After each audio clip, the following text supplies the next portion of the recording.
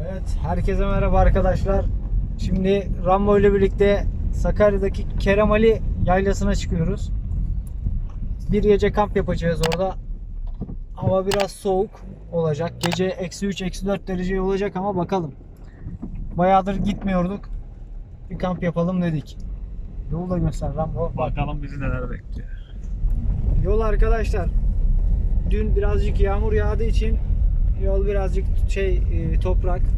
Birazcık da ıslak zemin. Zemin ıslak biraz görünüyor. Ama genel olarak şu zamana kadar zaten yeni başladık. İyi yani şu anda. Bakalım ilerlerde bozulursa da yol durumunda paylaşacağım sizlerle. Şu manzaranın güzelliğine bakar mısınız? Allah aşkına. Mevsim geçişi olduğu için ağaçlar sonbahar mevsimi sararmaya başladı. Yaprak Aynen, dökmeye her renk başladı. var doğada. Bütün renkteki yaprakları Ya. görmek mümkün. Burada bir balık tesisi var sağda. Göster onu da oradan. Evet. Şöyle ara ara küçük köprülerden geçiyoruz.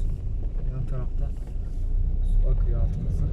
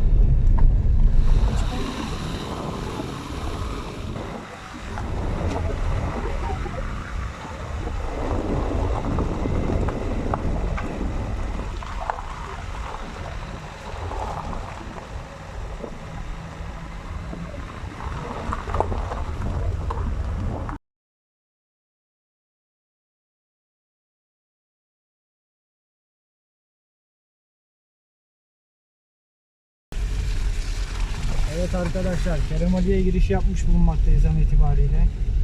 Sesi görüyor musun? Kurulacak bir yer bulmadan önce bir tur atmak istiyorum. Etrafa bakalım.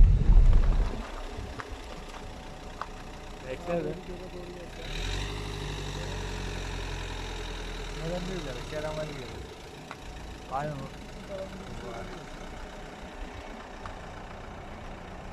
Sese bakar mısın? Güzelliğe bakar mısın? Temiz hava bambaşka bir şey. Onu tarif edemeyiz.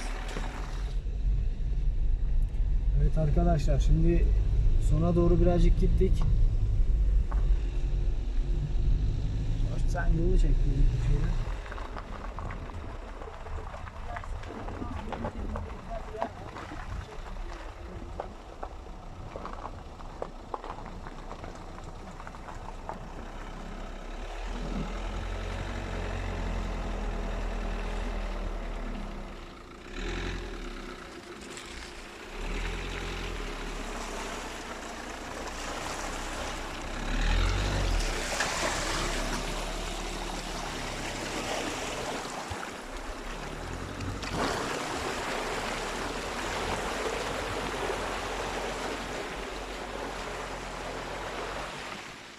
Evet arkadaşlar, şu anda Kerem Ali Yaylası'na kampa geldik. Kerem Ali Göleti ve Yaylası, daha doğrusu arkamda gölet var. Hava çok soğuk. Şu anda bile 2 derece falan, gece eksiye düşecek. Bakalım, uzun süreden sonra güzel bir kampa geldik. Gölet şu şekilde.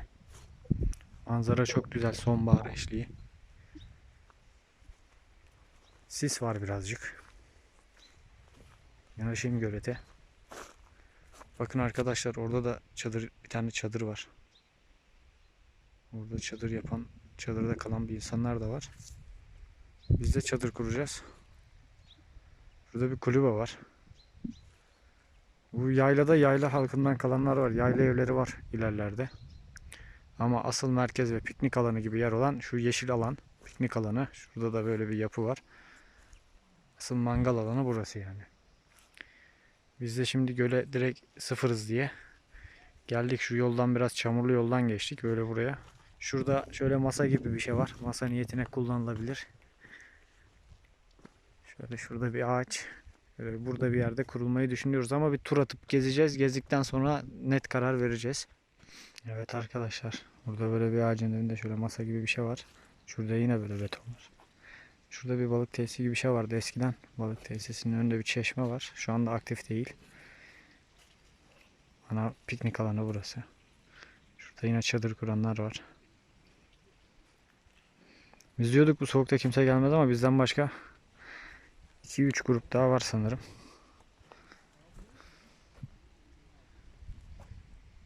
Biz şu anda etrafı geziyoruz. Güzel bir nokta bulduk mu oraya kurulacağız. Şu anda arabayı ileride uç noktaya bıraktık. Geziyoruz şu anda. Şurada bir yayla evi var. Ahşaptan. Güzel bir ev. Tabii kapısı falan kilitli, içeri kimse giremiyor. Kimin olduğunu da bilmiyoruz. Şurada zaten yayla evleri var. Burası bir köye ait. Bir köyün yaylası. Orada köylüler buraya yayla ev yapma hakkına sahip. Var yani yaşayanlar. Şurada mescit var. Şu karşıda yine piknik yapan insanlar var. Şurada yine çadır kuran insanlar. Çok soğuk hava. Bakalım gece bizi neler bekleyecek. Ahşap evin balkonundayım. Rambo aşağıda etrafı geziyor. Şurada yine böyle betondan bir masa var. Şu karşıda bir yol var. Bu yol yukarı Keremali Türbesi'ne giden yol. Yarın sabah oraya da gitmeyi düşünüyoruz. Bir gece kalacağız. Evet, Rambo poz veriyor. Orada yakaladım. Geldik, mekan güzel. Bakalım bizi neler bekliyor. Evet, gece soğuktan üşürken de bakalım böyle mi düşüneceksin? İçinde böyle değişik masa falan bir şeyler var. Evet arkadaşlar, şimdi Nurgaz'dan almış olduğumuz 4x4 tarpı üstümüze ve arkamıza güzelce açacağız. Kurulma alanı olarak burayı seçtik, ağaçların altı. Zaten üst tarafı yol, arka tarafı da direkt gölet. Az önceki durduğumuz yer hemen şurası, şurada masa var. Biz burada daha güzel olur dedik, altı daha müsait diye buraya kurulacağız.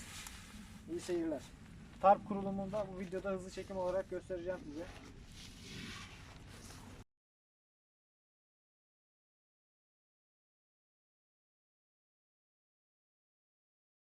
Evet, Kerem Ali Yaylası'nın göletindeyiz şu anda.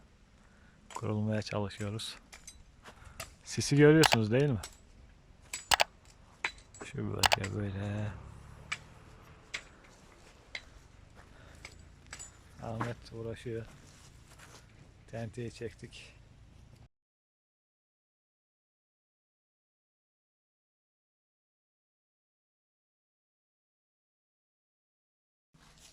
Evet arkadaşlar, şimdi tarpımızı serdik. Çadırı koyacağımız çadırı buraya koyacağım. Çadırı koyacağımız yerin altına böyle şeyler yapıyoruz yani soğuk gitsin diye. Çünkü hava bayağı bir soğuk.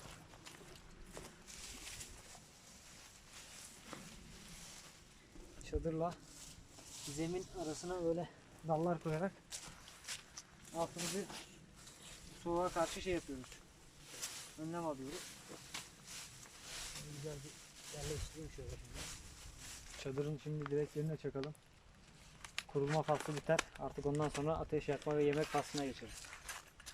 Şu anda Akyazı'nın Kerem Ali Göleti, Kerem Ali Yaylası'ndayız. Etraf sis kaplı.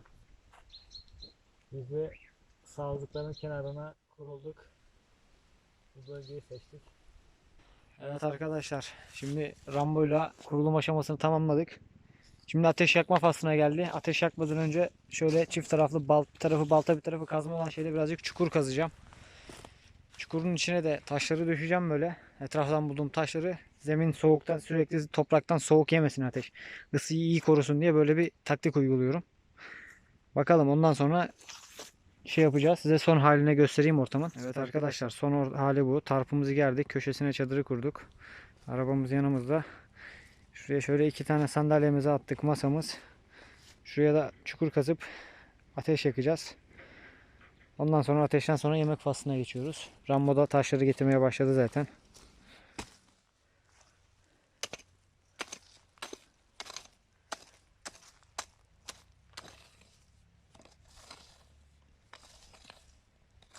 Şimdi taşla kaplıyorum. Sebep? Toprak nemli, soğuk. Böyle ateş közünün ısısını daha iyi koruyor. Uzun süre gidiyor.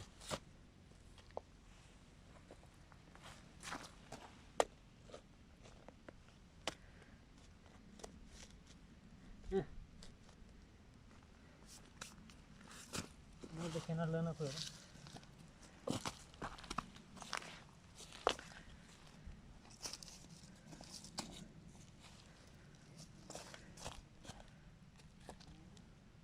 Böyle.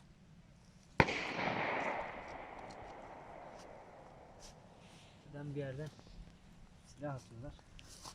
Tamam mı?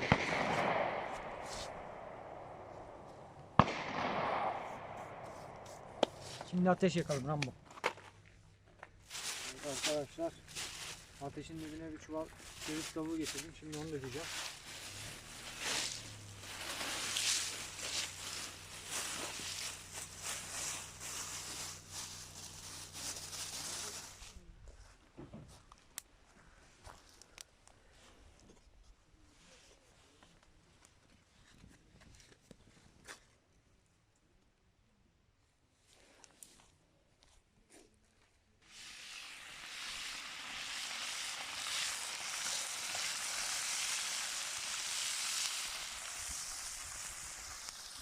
Ve duman olduk.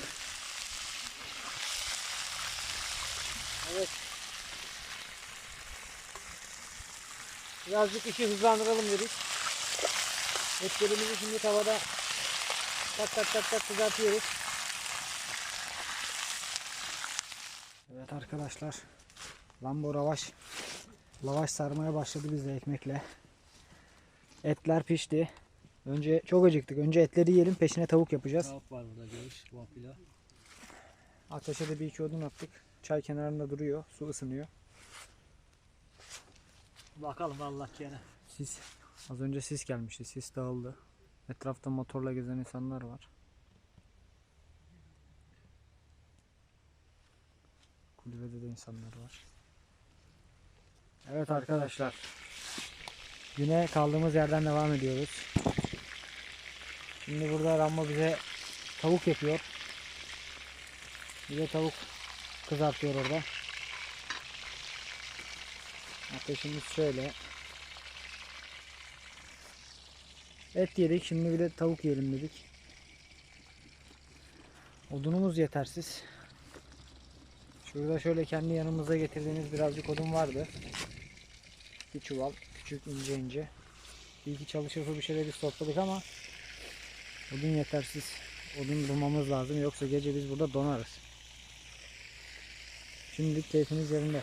Yemek yedikten sonra takılmaya başlayacağız. Bakalım.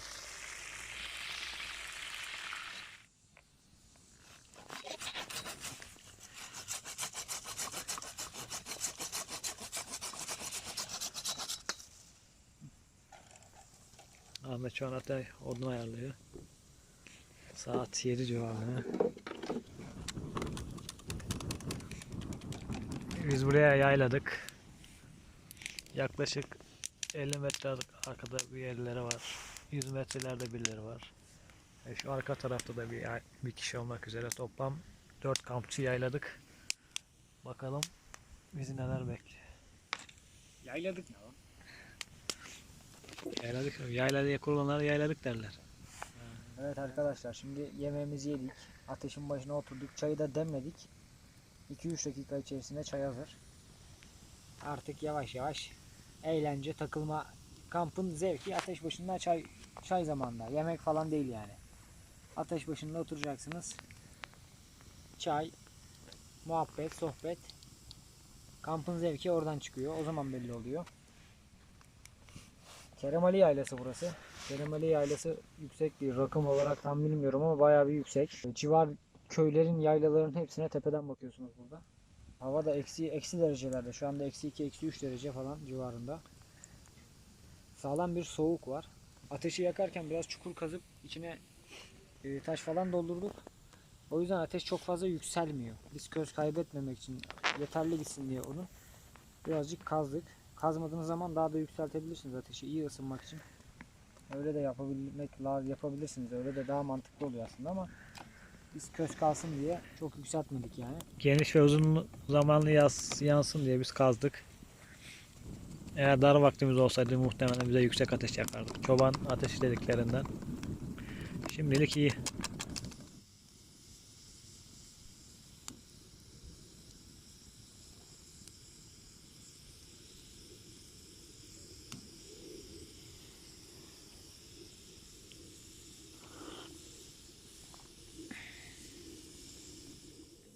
Kamp lambasını şu şekilde ağacın tepesine astık ve aydınlatmayı sağlıyor. Arkamızda tente var, gözükmüyor. Ateşimiz güzel yanmaya başladı. Rambo komşulardan şeker almaya gitti. Umarım bulur. Çünkü orada 3-4 farklı grupta kampçılar var.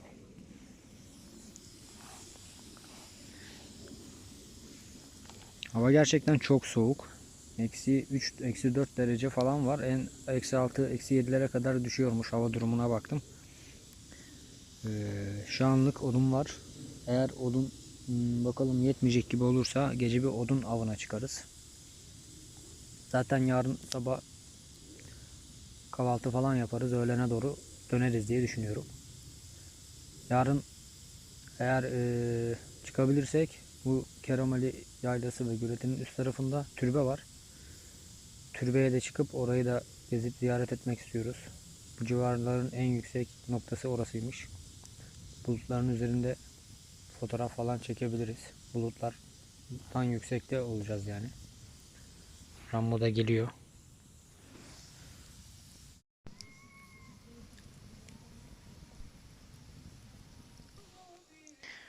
Evet arkadaşlar, ateş bir yandan yanıyor. Rambo müzik dinliyor. Hava açtı. Açtı dediğim, yukarıda dolunay çıktı. Şu anda kamerada tabi siz aydınlık göremiyorsunuz ama bizim etrafımız falan gece gözüküyor gayet güzel. Evet arkadaşlar, şu iki tane aşağıda görmüş olduğunuz ışık başkalarının kamp ateşleri. Bir tane. Yukarıdan da ay doğuyor. Yavaş yavaş ağaçların arasından. Bulutları da parlatmış. Çok güzel açık bir hava var. Ben Rambo da burada ateş başında üşüyor. üşüyor. Zaten ateşin içine gireceğim. Gözükmüyorsun Rambo, karanlık. Ama ateşimizi güzel yaktık. Bu sefer ateş güzel yandı artık. Çayımız da var. Püf noktayı detayı veriyorum. Ateşin uzun süre yanmasını istiyorsanız dibini gerçekten kazıyın. Zemini ince taşlarla döşeyin ve bu şekilde biraz geç yanıyor ama ısıtıyor. Uzun süre gider yani. Sıkıntı yok. Işığımız burada. Şöyle yakayım. Çadır burada. Araba burada. Şöyle tente yaptık. Tentenin altının köşesine şeyi koyduk. Ateş burada yanıyor. Demliğimiz, masamız, sandalyelerimiz. Rambo burada. Öyle bir soğuk yok. Hava bayağı soğuk. Etrafımız şöyle açık, çimenlik alan.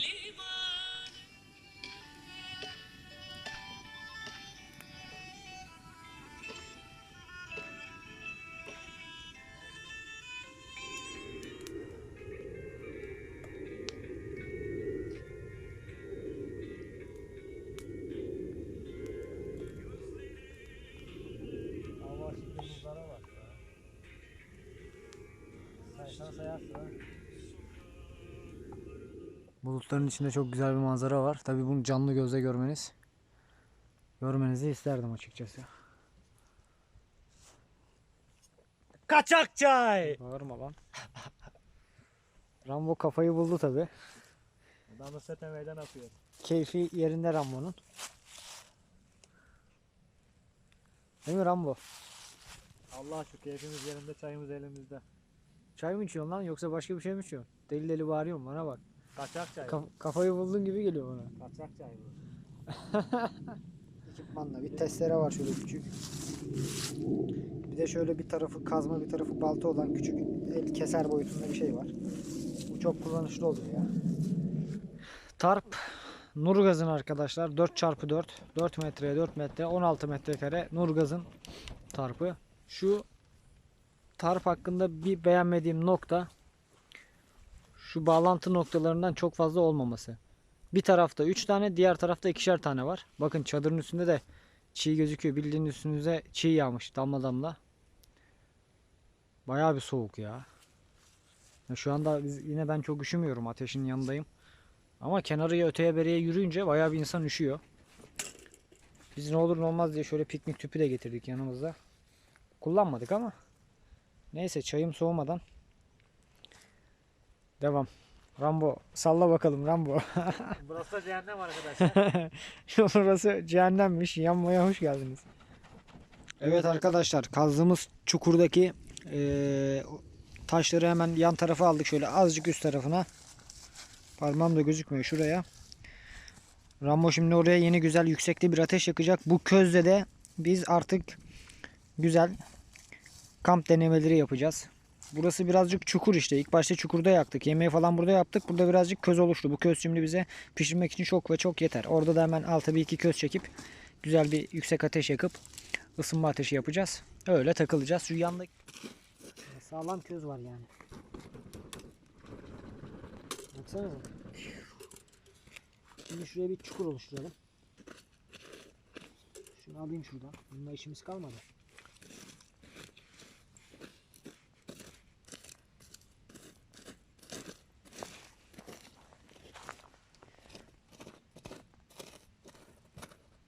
Bunu da koyduk. Evet.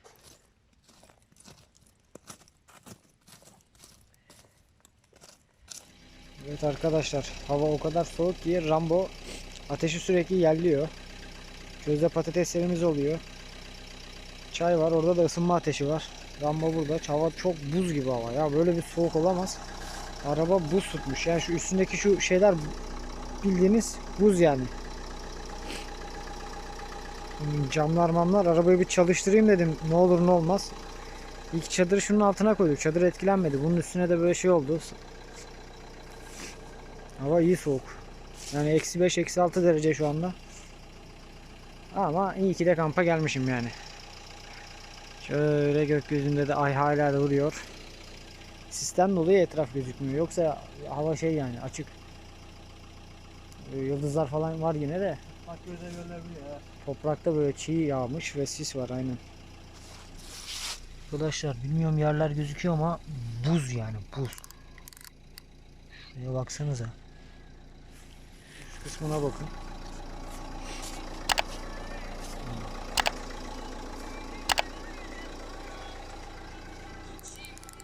Oo, ateş yanmış.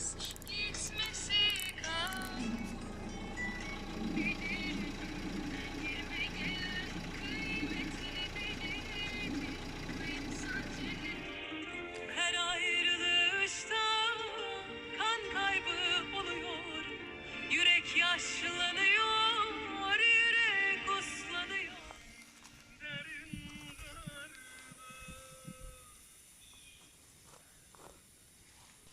Evet arkadaşlar. Buzların 2 tanesi tamam.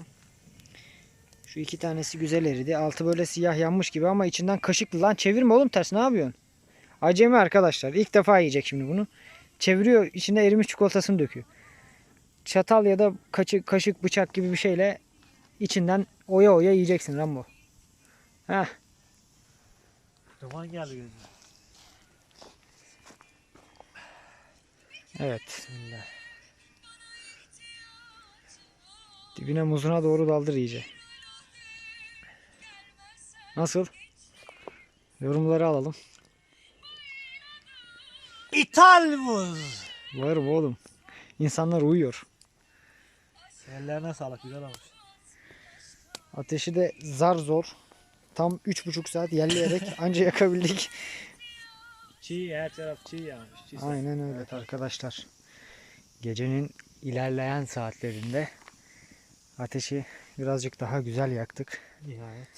Nihayet daha ateşi yeni güzel yakabildik. Yatma faslına geçeceğiz. Etrafı topladık. Etrafta artık doğru düzgün bir ışık yok. Şimdi şurada tüpte su kaynatıyoruz. Sıcak su torbaları var. Onların içine su dolduruyoruz. Yatarken tulumun içine alıyoruz onu. Sabaha kadar götürüyor bizi. Bir tane sıcak su torbası. Bir tane sıcak su torbası bizi götürüyor yani sabaha kadar. Güzel oluyor. Evet arkadaşlar. Artık iyi geceler diyelim. Sabah görüşmek üzere. Rambo'nun altı sağlam. Rambo'nun altında koyun postu var. Bende de mat var. Bakalım koyun postu mu yoksa mat mı? Hangisi daha iyi? Bunu göreceğiz ve deneyimleyeceğiz. Ve Saat şu sizlerle an bir, gece paylaşacağız. yarısı saat 1 şu an. Sabah her şey belli olacak. Oo, buz gibi bir hava. Ceketini istiyor musun?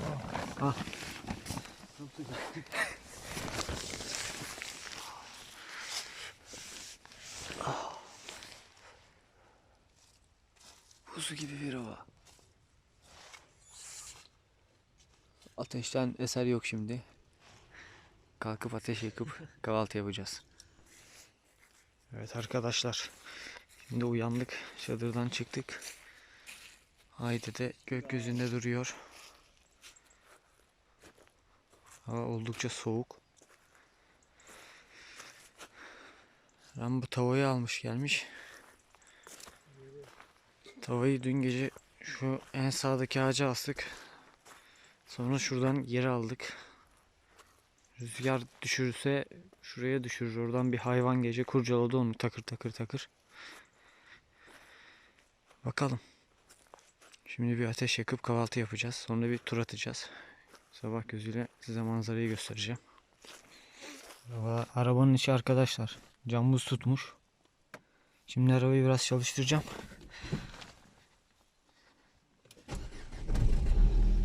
Araba ısınsın iyice bir. Evet. Güneş tam doğmuş değil. Şurada çeşme var. Çeşmeden birazcık su almam gerekiyor. Ateş çok soğuk olduğu için yakmakla uğraşmadan tüpte bir çay yapalım dedik önce bir.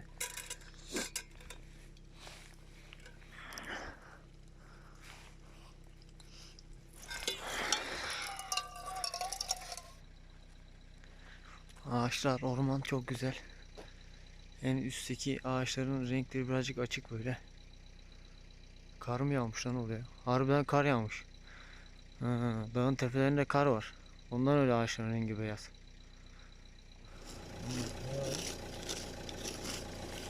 Yandı mı acaba? Yanma ihtimali yok ya. Görmüyorum oğlum zaten. Hani? Ha, aldın mı? Ulan ben uğraşıyorum Rambo'ya. Aha patatesler burada. Rambo bunları kesip bakalım mı? Hala sıcak lan bunlar biraz. Gel gel hiç uğraşma. Hazır patatesler sıcakken bunları bir kesip bakalım tadlarına. Evet arkadaşlar. Ateşi yakmayı başardım. Ateş güzel yanıyor. Şimdi iyice bir yansın. Şurada bir güzel bir közde Türk kahvesi içelim. Rambo burada drone kaldıracak. Kaldır bakalım Rambo şu ufak drone'unu.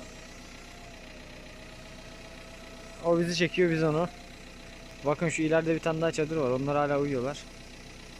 Şu arkada bir tane vardı ama onlar duruyor mu? Şu şeyden gözükmüyor, kulübeden. Bir tane de karşıda vardı. Durun. Karşıdakine de bakayım.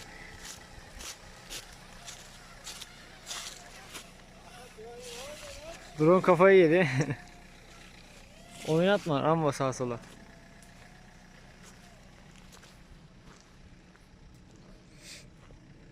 Evet orada araba var. Bir çadır da orada var.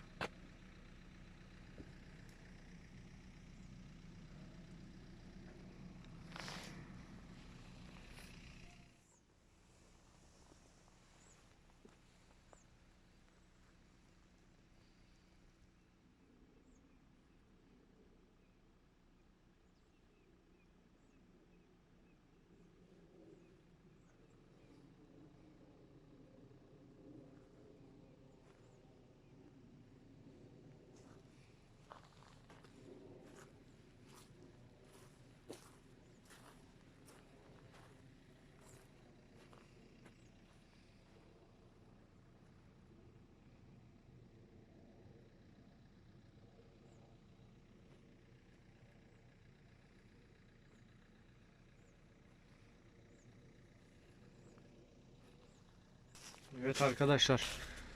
Akşam tavayı şöyle uzağa asayım dedim. Ben şuraya astım. Bu ağaca astım.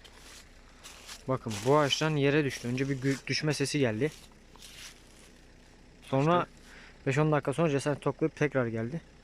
Bu sabah Rambo da tavayı tam olarak şurada buldu. Burada buldu. Burada da zaten böyle otlar ezilmiş. Böyle yuvarlak yuvarlak ayak izleri gibi şeyler var. Bakın bir burada, burada, burada, burada. Buralarda hep ayak izleri var şuralarda. Çukur çukur. Burada da böyle bir ezmiş hep buraları. Artık gelen şey neyse. Buradan da yukarı bir patinaj şeyi var ama. Burada izlere baktım. Şöyle değişik değişik izler var. Anlamadım ne olduğunu. Evet arkadaşlar. Şimdi menümüzde melemen var. Orada ateşte de demliğimiz var. Çay oldu. Çayı demledik. Şimdi melemen olsun. Melemen mi menemen mi artık neyse. Kahvaltımızı yapıp biraz etrafı turlayacağız.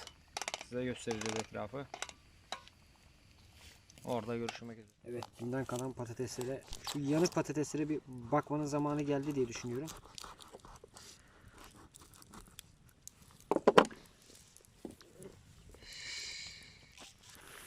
Verilmiş.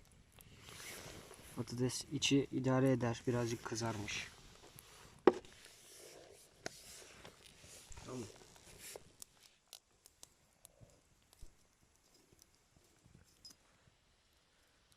Evet arkadaşlar, közde mısır yapıyoruz. Bir yandan marshmallow yakıyor Rambo. Marshmallow nasıl yanar onu gösteriyoruz.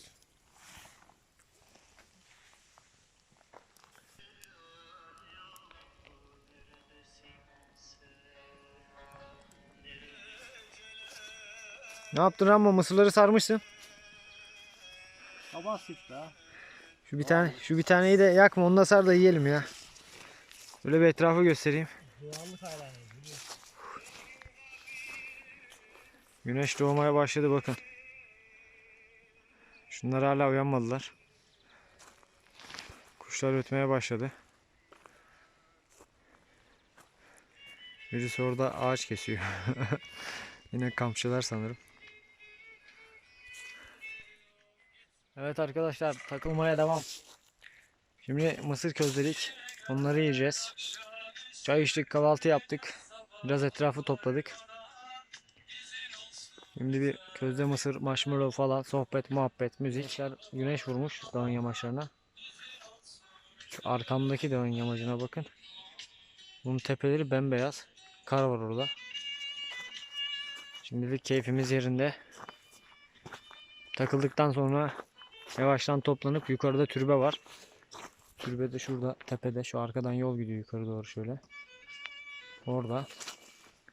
Türbeye çıkacağız. Orası bu coğrafyanın, bu civarların en yüksek noktası. Orada buradan bütün yaylalara tepeden bakıyorsunuz. Orada da çok güzel manzara var. Orada açıksa, eğer sis yoksa göstereceğim size.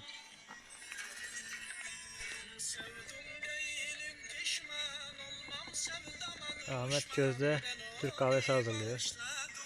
Evet arkadaşlar, kahvaltı yaptık, oturduk, mısır yedik. Sabah keyfini yaptık, son demleri artık. Toplanmadan önce dedik közün sonuyla bir közde Türk kahvesi içelim. Oradan toparlanıp çıkalım dedik. Bakalım, kahvemiz pişsin, kahvemizi içip kalkacağız.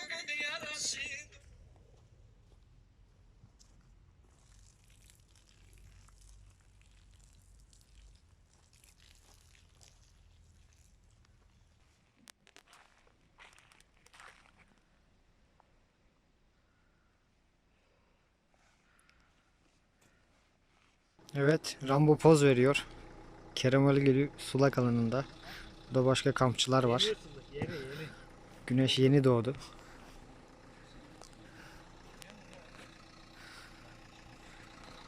Arabamız burada. Hadi Rambo. Yoldan devam edip türbeye geçeceğiz. Evet arkadaşlar, sol tarafı göster abi. Bak burada böyle yayla evleri var. O suya bak, ay mübarek. Şimdi bu yolu da göster abi. Buradan türbe kısmına devam ediyoruz. Göletten çok fazla yol gitmeyeceğiz yukarıya. Yani çok uzak değil. Daha önceden ben gitmiştim, birkaç yıl oldu. Burada yine kalmışlar aynen. Küçük bir grup da burada kalmış.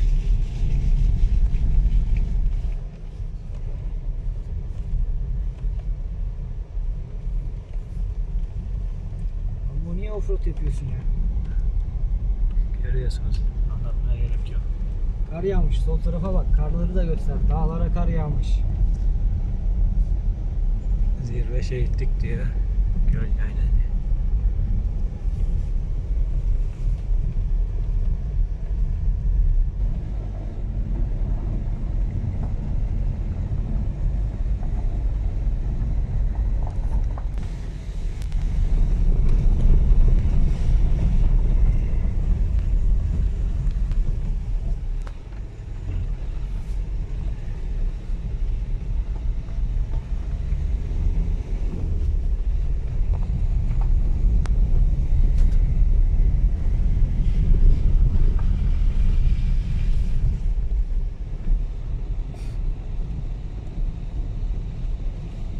Evet arkadaşlar, Keremali Türbesi'ne doğru gitmekteyiz. Burada arabayı bıraktık. Araba burada. Şimdi her yerde kar var. Birazcık karlı yollardan geldik. Zirvede kar var çünkü. Arabayı bıraktık. Şimdi buradan yürüme yaklaşık bir 5 dakika falan yürüdüğümüz zaman varacağız. Burası civarın en yüksek yerleri. Araç yani 4 çeker olmasaydı çıkamazdık. Biz kar olacağını ben tahmin etmiyordum ama varmış yani. Evet arkadaşlar, Keremali'nin girişinde türbesinin yolundayız. Şuraya namaz taşı yazmışlar. Şu taşa değişik bir taş var. Şimdi şu yoldan yürüye yürüye gideceğiz. Evet arkadaşlar, zirve yolculuğuna devam. Yürüyoruz. Parkur birazcık taşlı falan, karlı, bir de gösterelim size hemen.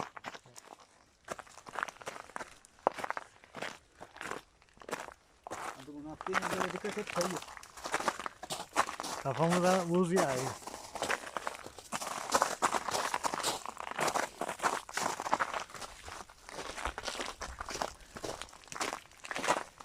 Manzara çok güzel. Hem de orası, hem de göster. Bak sol tarafta duman tutan yere bak. Organize sanayi orası. Daha da sol tarafta ağaçların arasından gözüküyor mu bilmiyorum. Orası Adapazarı. İlerlemeye devam ediyoruz. Geldik zaten. Buradaki yeşil bina. Burada binası. Gel. Şurada binasının alt tarafı. Yine şöyle bir seyir terası tarzında bir şey var. Manzarayı göster. Şu aşağıları hep civar köylerinin yaylaları yani. Bu birçok yayladan falan daha yüksek bir nokta burası. Zaten şöyle karşı etraflarımıza bakarsanız dağların hepsinden daha yüksekteyiz. Keremali Dede Türbesi burada. Naaşı burada yatıyor. Kerem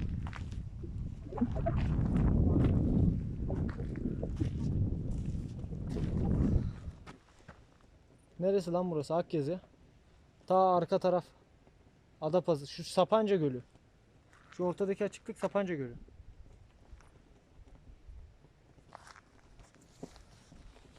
Civar noktaların hepsinden en yüksekteyiz şu an. Şu anda bu Keremali Türbesi'nin olduğu en yüksek noktasındayım arkadaşlar. Arkalarımda bakın, bu civar dağların 360 derece dönün. 360 derece dönün. Çevre civar dağların hepsinden daha yüksek bir noktadayım. Ayağım şöyle bir betonda. Tepemsinde de bir Türk bayrağımız var. Çok güzel bir manzara var.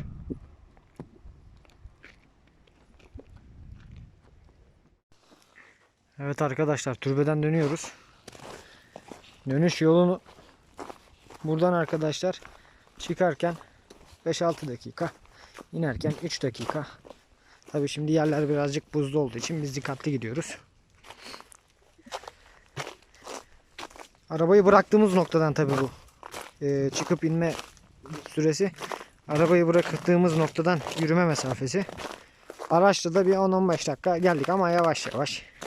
Tın tın çıktık. Yol birazcık kötüydü. Bir de kar falan var zaten. Artık dönüyoruz. Keremeli Yaylası Göleti. Maceramız, kampımız bitmiştir. Türbeye de çıktık, ziyaret ettik. İzlediğiniz için teşekkür ederim. Başka videolarda görüşmek üzere. Hoşça kalın.